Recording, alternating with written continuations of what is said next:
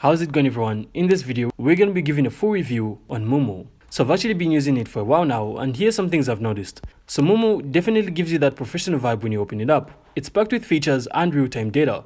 So if you're looking for charts, news feeds, and technical analysis, then you're probably going to enjoy it right away. But fair warning, it can feel a little bit overwhelming at first, especially if you're new to investing or trading. So put it simply, there's really a lot going on. So one of the coolest things you get is real-time quotes, level 2 data, and in-depth analytics without even paying for a premium plan. That's extremely rare when compared to other platforms like Robinhood. Then, if you're into day trading or short-term plays, the tools here are actually insane. The technical indicators, the candlestick charts, customizable layouts, they're all there. And when it comes to fees, they literally give $0 commissions on US stocks and ETFs, with decent rates for international markets. So yeah, if you're not trying to lose money on fees, Moomoo is a good choice. Now, obviously all those things are good, but what about the bad things? So let's be honest, if you're brand new to trading, Moomoo can feel a bit intense. It's packed with tools, and while that's awesome for pros, if you're completely starting out, you may get a bit lost. Secondly, their customer service isn't so good. So it's not really terrible, but it's also not super fast. So email support replies can literally take a day or two. So they do have an in-app chat, but most of the time it's actually a bot before you actually reach a human. And as of now, Moomoo doesn't actually offer direct crypto trading. Well, in most regions.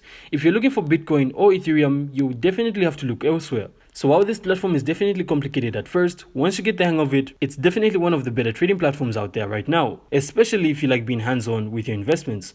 So that wraps up our breakdown. Make sure to let us know what you think in the comments, and of course leave a like and subscribe, then we'll see you on the next one.